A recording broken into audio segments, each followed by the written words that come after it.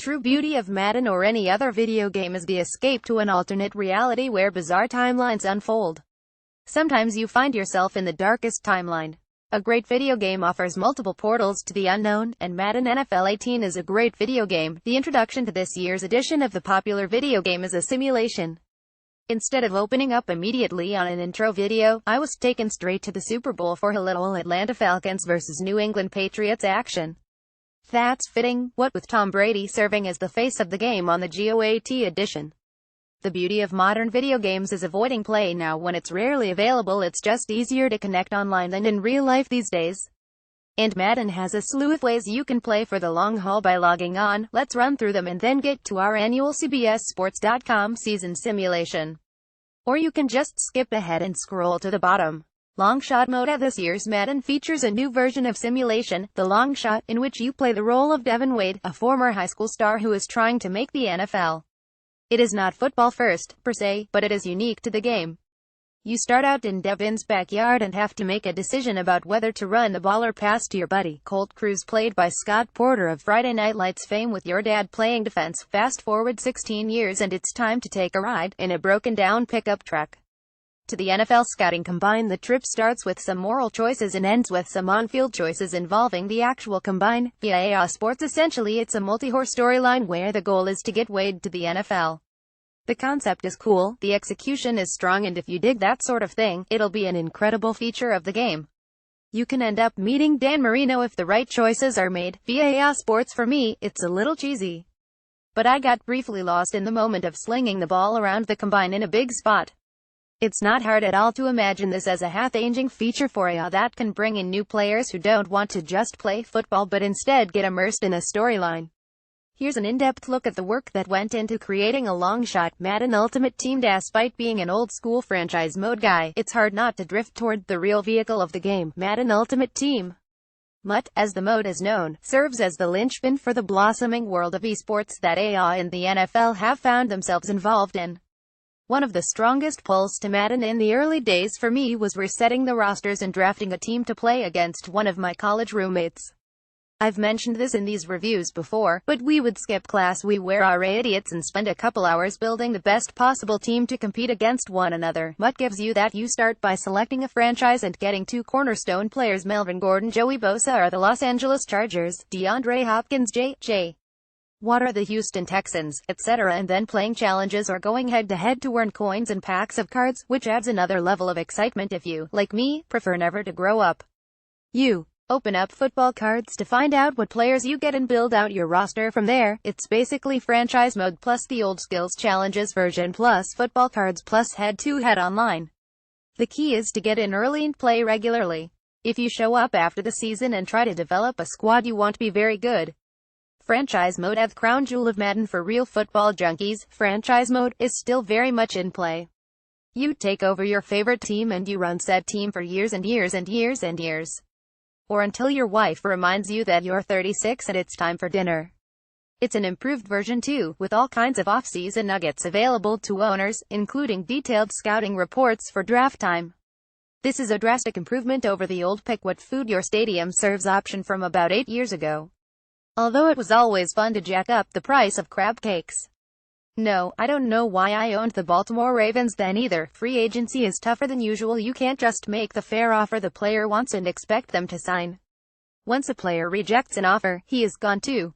The only option becomes the franchise tag. Actual free agency is fun, with a list of players sorted by overall skill and a detailed breakdown of how one team's bid stacks up against another. Just like real life, pass rushers and quarterbacks are going to get paid. To get Drew Brees on the open market required a 2-year deal worth $46 million in total. That seems pretty accurate. Good luck on Ezekiel Ansah, because the Washington Redskins are spending way more than anyone else to land the pass rusher in free agency. Also accurate. On the draft front, combined statistics are now available. GMs get 349 scouting points to scout players, and as you unlock guys you can see how this actually works like a functional NFL draft. Jared Stamer, a speed rush defensive end from Clemson Tigers. Vic Beasley clone is a projected early second-rounder, but when you unlock his scouting profile and compare his combined report, he starred at the 40, the 3-cone and the shuttle, he gets tagged as an early first-round talent. This is a big jump from the past when there was a ton of guesswork about who you would need to draft. Points are deducted when not used on a given week, and there are some seriously scheme-specific things to focus on when looking at certain players. The game rewards being patient with scouting and trying to find gems in the process. It's probably a bit tedious unless you love playing off-season football video games. Then it's heaven. The scenic views also worth noting. Here is the improvement in the stadiums. AI did some pretty incredible work creating these things. The Falcons' new stadium looks fantastic on the inside via AI Sports. The Seattle Seahawks Stadium at sunset is sublime via AI Sports, and the Pittsburgh Steelers have a beautiful view of Pittsburgh via AI Sports. The official 2017 simulation, well, official only in the sense that it's the official one for CBSSports.com. But last year got me laughed at for the Falcons making the Super Bowl. Turns out that was a pretty good prediction, even if the Falcons couldn't seal the deal. Madden looked a lot more Nostradamus at halftime and at 283. Alas, than it did Voodoo Doctor. This year my biggest concern was taking control of the Dallas Cowboys, in order to enforce Ezekiel Elliott's 6-game suspension. Appeal pending to see how Dallas would respond. So I grabbed the Cowboys as my team and set sail for what surely would be a paradise of star-filled riches for America's team. Things started very well, with the Cowboys going undefeated in the preseason. His one delightful feature is I put Elliott on the back burner before week 1. Moving around your depth chart is noticeably easier in franchise mode. You can hold down the A button and reorder very easily. The Cowboys didn't flinch when it came to the first week, toppling the New York Giants 2,721. A matchup against the Denver Broncos went less smoothly, with Dallas losing 3,617. The Cowboys would beat the Arizona Cardinals in Week 3 and take care of business against the Los Angeles Rams the following week as well, jumping out to 31 despite no Elliott. Through 4 weeks, Dak Prescott led the NFL with 10 passing touchdowns, while Darren McFadden had 82 carries, 4th in the NFL. That's a nice nugget for those of you keeping track of a possible appeal victory for Elliott. The Cowboys would lose to the Green Bay Packers before facing the 49ers for the final game of Elliott's video game suspension. The 49ers were, magically, 222 heading into that game. Dallas won, netch. After plugging Elliott back into the lineup after Week 6, I sim edge at the end of the season and, oh my goodness, Dak Prescott is your 2017 NFL MVP. Prescott finished with 4,872 passing yards and 41 touchdowns. Dez Bryant finished with 1,515 receiving yards and 13 receiving touchdowns. Alfred Morris led the Cowboys in rushing yards with 522. Elliott would finish the season with just 109 carries, 447 yards, and 4.1 yards per carry. And along with that, Elliott suffered an injury. He had a choice as to whether he would play through it in the playoffs. Please. Oddly enough, the Cowboys did not even win the NFC East despite having the NFL MVP on the roster. The division crown went to the Philadelphia Eagles, who went 115. Fake Jerry Jones doesn't care. Wildcard teams win championships all the time. Fake Jerry quipped. Look it up. It happens all the time. Look it up. That sounds like something Jones has actually said before. In much less surprising news than during last year's sim, the Atlanta Falcons went 133 to secure the best record in the league. The second best record belonged to, wait for it, the Buffalo Bills. The Bills, Tennessee Titans, Ravens, Patriots, Chargers and Oakland Raiders made the AFC playoffs in that order. On the NFC side of things, the Falcons secured the number 1 seed, while the Seahawks were number 2. The Eagles, New Orleans Saints, Packers and Cowboys followed in order. Confused about, the Bills beating the Patriots? I did some statistical investigation. LeSean McCoy was number 7 in the MVP voting, although Blake Bortles was number 8, so red flags are flying everywhere. Sean McDermott finished second in Coach of the Year voting to Dan Quinn, which is weird since the Falcons should be good, but it's a huge victory for muscular, bald former defensive coordinators everywhere.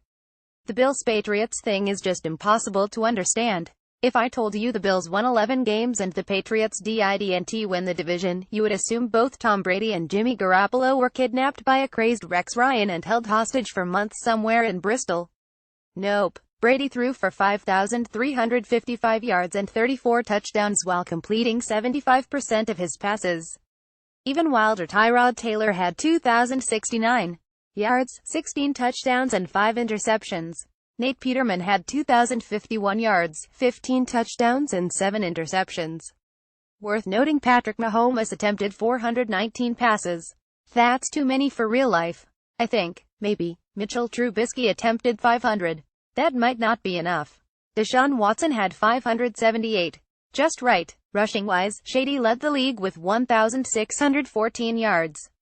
LeGarrette Blount was next with 1,497 yards. Okay, sure. Jonathan Stewart was fourth, 1,365, while Frank Gore spit in Father Time's face once again, 1,228, and Shane Vereen came out of nowhere for 1,141 yards. The rookie running backs weren't impressive. Leonard Fournette led the way, 1,103 yards, followed by Dalvin Cook 668 yards, Samaje Perine 586 yards, and James Conner 411 yards.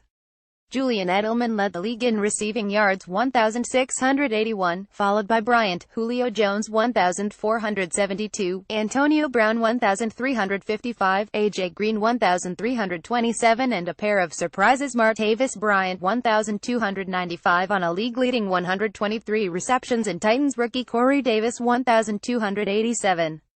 Allen Robinson 1,225 and DeAndre Hopkins 1,224 got right back on track. Did I mention Blake Bortles was number 8 in the MVP vote? Demario Davis led the league in tackles, 145, followed by Eric Kendricks 144 and Quan Alexander 141. Brandon Graham led the league in sacks with 21.5, while Joey Bosa 18 was right on his heels and closely followed by Sharif Floyd with 16.5. Sure. Melvin Ingram had 13, which would solidify the Chargers duo's claim. Playoffs: things ended poorly for Dallas in the wild-card round, with the Cowboys losing to the Eagles 383. Ouch. The Ravens beat the Patriots 2,814, the Chargers beat the Raiders 3,526, and the Packers beat the Saints 4,138. That's 3 more good games than we got in the entire playoffs last season. The Falcons would sneak out a divisional round win against the Packers 3,431. The Chargers hammered the Bills 3,814. The Eagles fell to the Seahawks 4,238. And the Titans lost to the Ravens 3,824. In the conference championship round, the Falcons thumped the Seahawks 5,228, while the Chargers snuck past the Ravens 2013 to set up a Falcon-Chargers Super Bowl.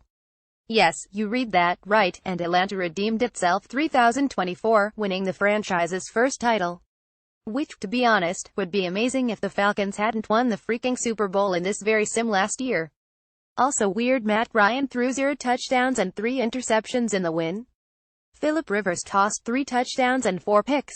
It was the running game that secured the day along with the defense, as Devonta Freeman ran for 104 yards and 2 scores, and Tevin Coleman added 57 yards and a pair of scores as well. Deion Jones, Desmond Trufant, Robert Alford and Ricardo Allen all recorded a pick in helping the Falcons avenge their Super Bowl loss last year. Maybe my Xbox was built in a Home Depot. Or maybe Quinn is building something special after all.